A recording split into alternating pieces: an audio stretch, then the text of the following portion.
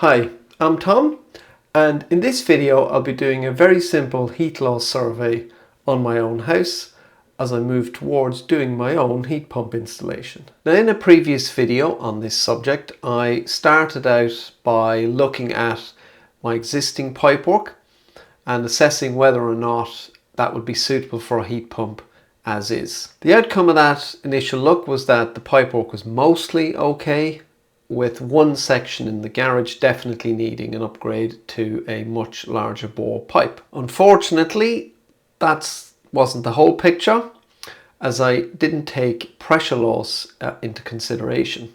As I discussed in the previous video, heat pumps typically move the water through the pipework at a much faster rate, and that has a direct impact on the pressure loss. The faster the water is moving, the more resistance it will meet from the pipework, all the pipes itself, and all the elbows and bends and turns and radiators and everything in the circuit. So to truly assess how suitable all my existing pipework is, I have to take things to the next level, and that's performing a heat loss survey. A heat loss survey will tell you exactly how much heat each room needs to maintain it at a specific temperature. At the end of the survey, you'll end up with a figure in watts per degree for each room in your house, and if you add all those figures together, it will give you the total heat requirement for the house. So why is a heat loss survey important when I'm just assessing pipework? Firstly, it will tell you how much heat you need in total, and you can use that when you're sizing your heat source, so it can give you an idea of how large a heat pump you'll need. And secondly, it will tell you how big the radiators need to be in each room in order that they can deliver the right amount of heat into each room. The second point is key for me right now, because once I know how much heat each radiator needs, I can work out how much water that radiator needs, and then that will help me work out the pressure loss to that radiator. Once I've worked out the pressure loss, I will be able to then say with some certainty whether the pipework itself is okay. So how does one conduct a heat loss survey? In its simplest form, you measure the area of every door, window, wall, ceiling and floor in every room in your house, and then do some maths. If that sounds incredibly tedious, it's because it is incredibly tedious. Now, heat loss comes in two forms. Heat lost through surfaces such as windows, walls, ceilings and floors is called fabric loss, and heat lost by cold air coming in and warm air escaping through various nooks and crannies is called ventilation losses. You work out both figures independently and you add them together, and that will give you the heat loss for a particular room or a particular building. We calculate the actual heat losses then using all these areas and volumes, some known U values, and a lot of educated guessing. Let's take my office for example. So my office is basically a box. It's got 4 walls, a floor, a ceiling, a window and a door. Each of these surfaces will either take heat out of the room or will put heat into the room depending on the temperature of what's on the other side. To start, we simply measure everything. We take the width and height of the doors, windows, walls, floor and ceiling. We can combine all those measures into a series of areas and then multiply, length by width by height, and that will give us the volume of the room in terms of how much air is in my cube. Once we have all the dimensions, we can now start the process of working out the actual heat loss. So in an effort to make this process as easy as possible and keep the maths as simple as possible, I'm going to make the assumption that all the rooms in my house are at the same temperature. Now that may or may not be true, but for the purposes of this first heat loss survey that I'm going to do, I am going to assume that every room is the same. So what that means in practical terms is that, for example, the bathroom, which is on the other side of the wall here, will be at exactly the same temperature as my office, and that means there'll be no heat transferred between these two rooms, so I can essentially ignore that wall.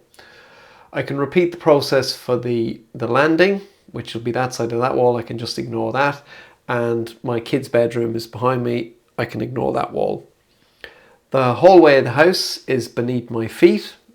That also be at the same temperature, so I can ignore the floor. But I've got the attic space above me, and the external wall is there with the window. So essentially, I only have to consider heat loss through three surfaces. So I've got the ceiling, I've got the external wall, and I've got the window. Now the external wall, if I multiply the width and height, it gives me a bigger figure, but I've subtracted the area of the window. So this wall is just the brickwork taken away with the window area. So these are the three surfaces that I need to worry about. So now we know the surface area that we've got to take into consideration. The next thing we need to do is to get the U values of these different materials. Are the seals gone? Now the U value will tell us how much heat those surfaces will lose or will transfer based on the temperature difference on either side of the surface. Now it's given in a unit of watts per meter squared Kelvin, and I'll come back to what that means a little later on. But this is where we now get into the educated guessing part of a heat loss survey. So if I take the window here, so these windows are UPVC double glazed.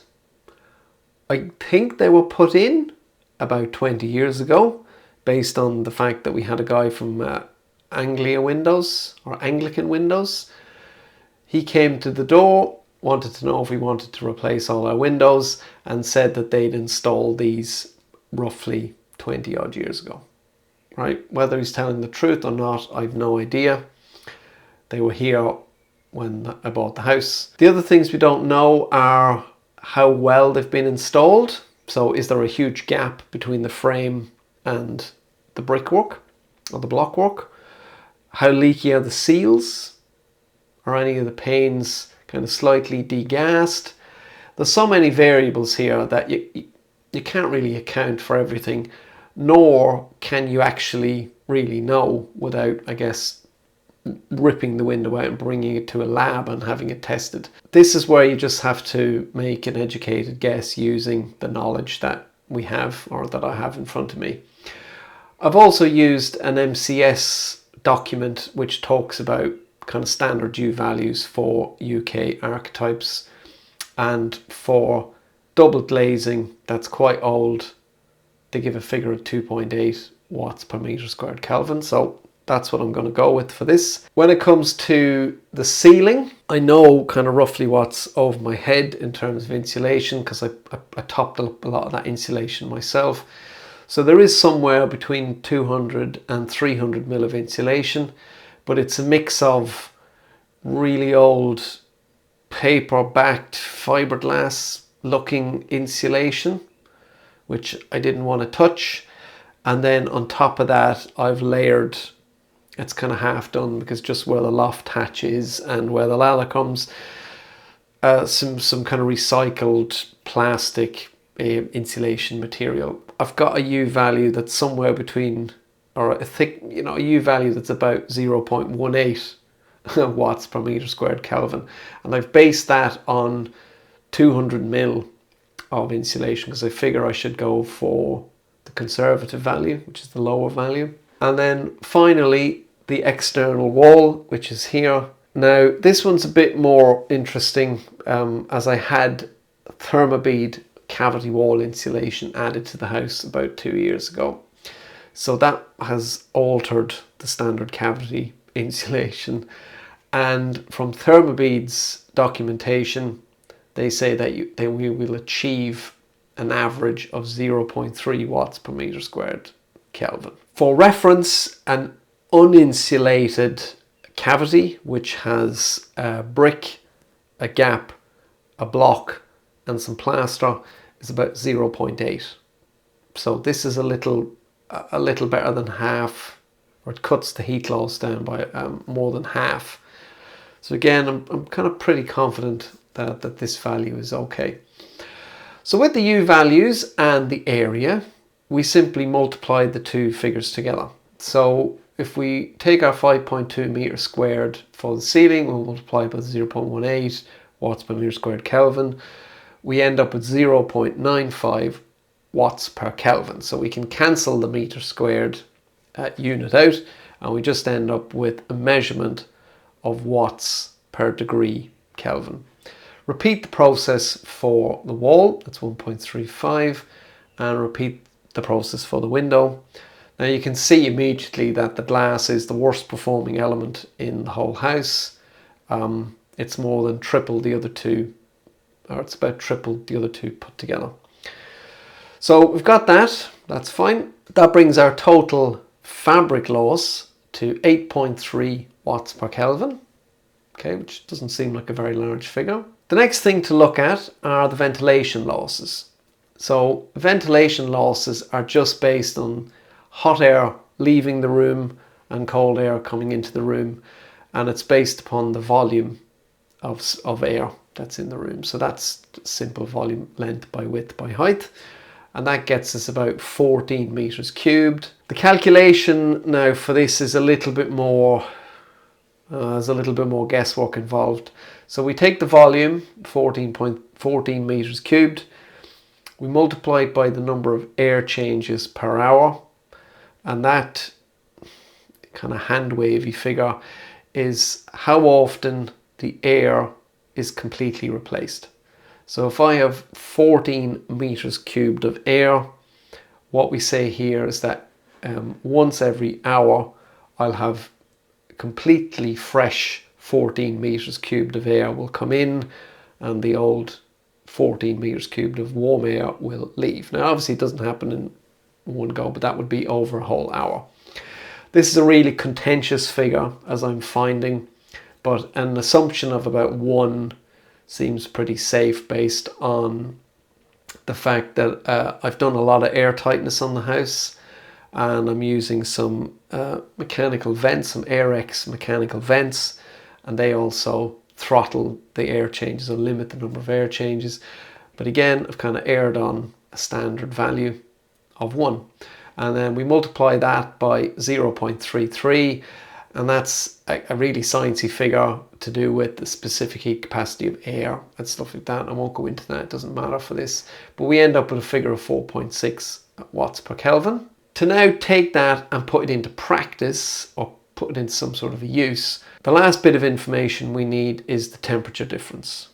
So we've worked out our areas, we've worked out all our heat losses based on the areas, so we've got our watts per Kelvin figure, but what we need now is the actual temperature difference to give us the total heat loss when it's a winter's day, for example. So looking back to my lovely cubed room, what I'm going to say here is we're going to say it's 21 degrees inside and it's -3 outside. We add those two figures together and we get a temperature difference of 24. We then take our combined heat loss figure, that's the fabric loss and the ventilation loss, we put them together, we get a figure of about 13, and we just multiply one by the other. And that gives me a total heat loss figure then of 312 watts. So what that means, if I want to keep this room at 21 degrees when it's -3 degrees outside, I've got to continuously put in 312 watts, which is the job of my radiator. So that completes the heat loss calculation for the office, quite crudely. I now need to repeat this for every room in the house. And if that sounds dull and repetitive and very tedious, it is dull and repetitive and tedious. But it's essential that I do it in order to get the whole house heat loss. At this point, I want to mention a video that I did, I think around December of last year. And that was on the topic of heat loss, but it was on specifically, it was on the topic of using my heat meter in order to try to work out what the actual heat loss of the house was. Now, my heat meter measures the heat that's actually being emitted into the house. So it looks at the temperature and the speed of the water, and it can work out how many kilowatts of heat is actually being delivered from my boiler into the house. Now, when I did this test back, it was a really cold day in December, and I ended up with a figure, I think if memory serves, it was about 300 or 310 watts per degree. That was just based off maintaining an internal temperature of about 19 and a half or 19. And I think the outside temperature got down to -5. I deliberately had picked a really cold night so that I could see where the temperature stabilized at and basically cross-reference that with what the heat meter was telling me it was putting into the house. Now, I recommend you go and watch that because it's quite interesting. But I ended up with a figure. What I want to see is, once I've gathered up all my figures and I've put them into a spreadsheet and I've done all the calculations, where my figure sits against what I actually measured. Much later. So after a lot of measuring and remeasuring and measuring again and tinkering with Excel, I've built my own very crude heat loss survey. And it looks a little bit like this. So I've got some totals up the top here, and then I've gone through each of the rooms: hallway, kitchen, living room, etc. So I'll take you through the kind of the highlights of this, or the bits that I think are worth calling out. But before I delve in, the figure I was hoping to kind of hit or be in close proximity to, I actually ended up being in close proximity to, but I have a feeling that's a little bit by accident rather than by design. Essentially, I'm within, my heat loss figure here has been computed about 300 watts per Kelvin, which is what my experimental measurement found. Yeah, not sure if that's a good thing or a bad thing, but it gives me my total heat requirement in or around 7 kilowatts, which is what I thought I would need. Now, I did expect this to be a teeny bit higher because when I did the original experiment, it didn't account for the heat coming from the occupants, like myself and my kids, my wife, or heat being generated by appliances like TVs and lights, etc. So those they don't add a tremendous amount, but humans' heat, I think the humans might contribute 200 or 300 watts of heat in total into the house. A TV might be adding a certain amount of heat coming out the back and stuff. But anyway, I don't want to kind of dwell on that because, again, this is a very crude TOM-based heat loss, and as I'll talk about at the end of the video, there's loads of things that I've learned that I've missed out and I haven't accounted for. Like, for example, with the hallway, I've just worked out the area, worked out the floor.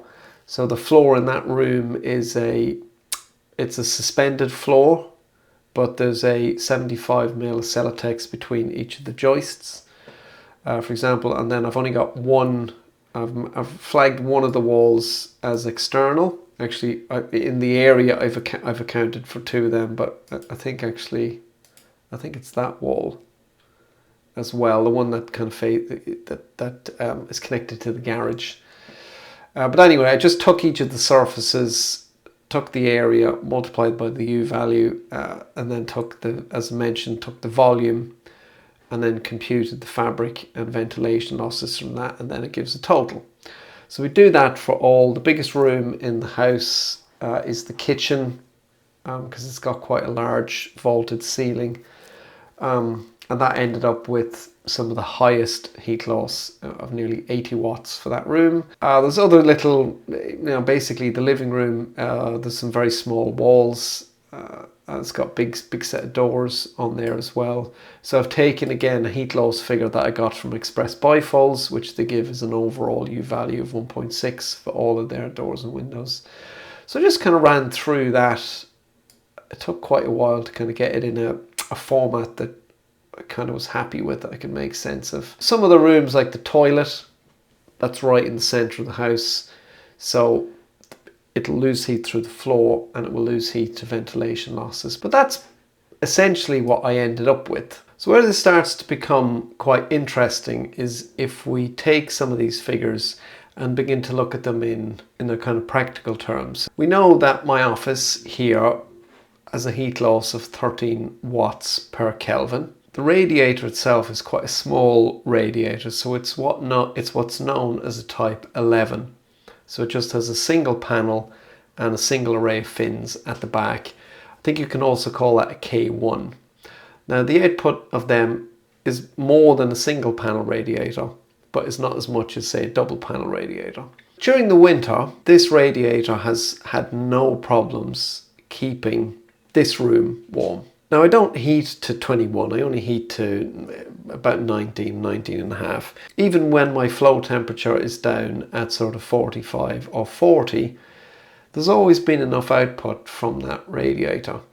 And I think it's partly to do with the fact that the heat loss figure is quite low at 13. It's interesting to look at. So when I kind of took a look at the details of the radiator, I can see that its kind of standard output is nearly 900 watts, and that's at when the radiator has got an average temperature of 70 and the room is at about 20. So there's a 50-degree difference between the radiator and the room.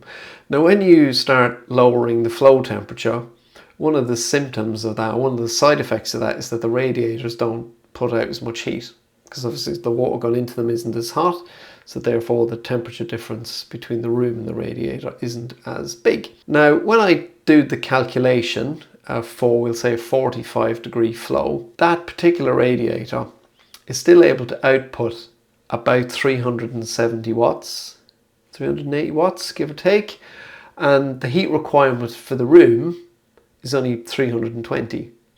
So that means that there's even a little bit more room at the top end of that for a slightly lower flow temperature. You could probably get that down to 40, and that radiator would still be able to warm this relatively small room. On the flip side, if we go up and have a look at the coldest room in the house, the bathroom, we have a much higher heat loss figure. It's almost twice as much. Now that's down to a combination of two things. Firstly, the large external wall of the bathroom is a standard empty cavity. So there's no thermobede insulation into that. And that was because the cavity is thinner on that side of the house, which is kind of the north wall of the house. The powers that be, whoever built the house, decided that they didn't need to put in as large cavity. So I wasn't able to get any insulation injected into that at all. And by the time I discovered that I couldn't have it done, the bathroom had already been redecorated and refurbished. So I lost the opportunity to put insulation on the inside of the room. That has annoyed me to this day, but I can't do anything about it now. The other aspect of this room that's a bit different is it's over the garage. Because it's over the garage, it's obviously losing heat down through the floor as well as losing heat through the ceiling. Now I have recently insulated the entire floor of the bathroom, which I think which has made the room feel a bit warmer, but probably not by that much. The calculation for that room then is a little bit higher, essentially because I have two different wall types. So some of it has got the cavity thermobede, the vast majority of it doesn't, and then I've got heat loss sort of up and down. That gives me a figure of 26, which will give me a total heat loss. So if I get my 26.5 and we'll multiply that by 23, we come up with a heat loss of a little over 600. Now there's a really nice towel rad in that room, which we had installed when we renovated the bathroom. And I found that towel rad online, and it's one of these. It's quite big. I picked a big one. So this radiator has an output of 2905, so 2905 BTUs, which are, I think, British thermal units. And that's output at a delta 50. So that means again that the radiator's average temperature is about 70 and the room's temperature is about 20. I don't deal in BTUs, I deal in watts. So I've run that through a calculator and that gives me an output of 851 watts. So the room's heat loss, I think was 610, we'll say. So if we were running at a flow temperature of sort of 75 or 80, would have no problem keeping the room warm. But because I run at a flow temperature of sort of 45, we've got to factor that down to take into account the fact that it puts out less heat. So I fed in my I've just put it in as 850, and we're no longer operating at a DT of 50. We're more likely to be operating at a DT of 20, 25 maybe. So the radiator, the water coming into the radiator will be at 45. It'll be leaving the radiator at about 40 based on the flow. That gives me a temperature difference of only 20. We'll say 25, but anyway, if I run the conversion, you can see that that radiator is only outputting 350 watts, which is nearly half what the room requires, which explains that even despite my insulation works, why that radiator as it stands will need to go. It's just not got the grunt to heat that room. So it's nice to maybe confirm a little bit on paper what you kind of know in practice. So I'm going to start wrapping up now after that fascinating delve into heat loss, just by making a few kind of notes on my calculator. So a couple of things that I've glossed over, or things that I've learned whilst I was putting all this together. So first one is I treated the garage as if it was a completely an outside area. So that means that the heat loss through the wall in the hallway would be as if it was an external wall. And the same for the bathroom floor. I've treated them as if the garage isn't there. That's patently not true. The garage does get cold because it's really drafty and horrible, but it doesn't get down to anywhere near as cold as it does outside, because it's getting heat from the boiler that's up on the wall. It's getting heat coming out of the hot water tank. There'll be heat coming off the pipes, that are being fed by the boiler. There's heat coming off the networking equipment. There's heat coming off the solar PV equipment. So there is heat in there. I just haven't accounted for it very well. So that will have pushed the numbers in the upward direction. So the heat loss for the bathroom might not be as bad as that. And same for the hallway. Another thing that I've learned whilst I was putting together this is how you treat floors. Now again, similar to the garage, I've treated the other side of the floors as if they're at outside temperature, which again isn't going to be true. So for example, in the kitchen, there's a concrete screed floor, insulated floor. Obviously that's sitting on the ground, and the ground isn't going to be at -5 unless it's day after tomorrow, but I haven't again accounted for that. So there's a formula about how you treat the ground temperature. The heat loss on the ground floor too is also, I think, lessened, and that's because there's more, or is it lower? Can't remember. There's something to do with the height from the ground that the surface is at. There's an impact to that. So I do need to go back through and refine this calculation. But to be honest, I think now that I've done all the measurements, I will probably look to put this into something now like the Heat Engineer calculator or Heat Pump Do a calculator. So there's a couple out there, And now that I've done the hard work of gathering all the measures, I'll do another video once I've kind of fed these into a professional tool, and the professional tool will give me, or will factor all these little quirks and things in correctly and give me a much more accurate result. I will need an MCS approved kind of heat loss if I'm to have any hope of applying for the grant when the heat pump is being installed. The next step will be to do that professional heat loss. This was just a learning exercise for me, but I'll get a proper one done. I'll do it myself. I'll feed it all into something. I'll pick one of the tools and I'll do it all through that. Once I've got that, I'll then repeat that radiator exercise for all the rooms in the house, just to get a feel for which rads are big enough and which rads are too small. Maybe they need to be swapped around, etc., to make sure I've got the right amount of heat. Very pleasantly surprised to discover that that rad is fine, which I did think that would have to be changed. But I'll repeat this process, and then that will identify the size of the radiators for each room.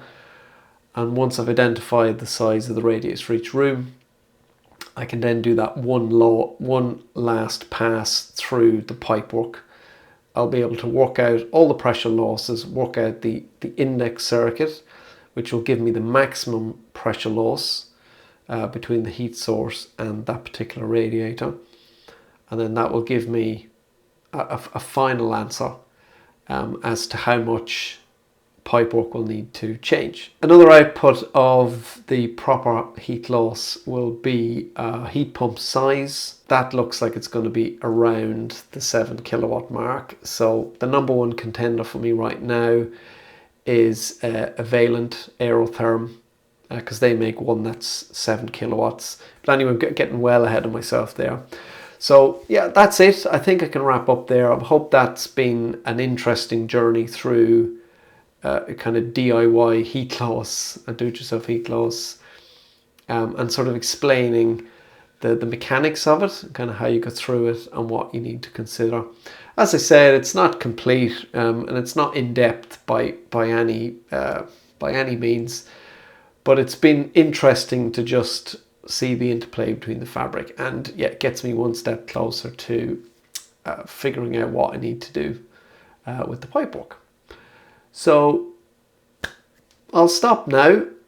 If you found this interesting and you want to follow along on this journey as I go along and I go through all these steps, please do subscribe. If you found this particular video interesting, please press the like button. If you have any questions or any comments on the content, use the comments. Please get in touch. Otherwise, that's it. I'm Tom, and thanks for watching.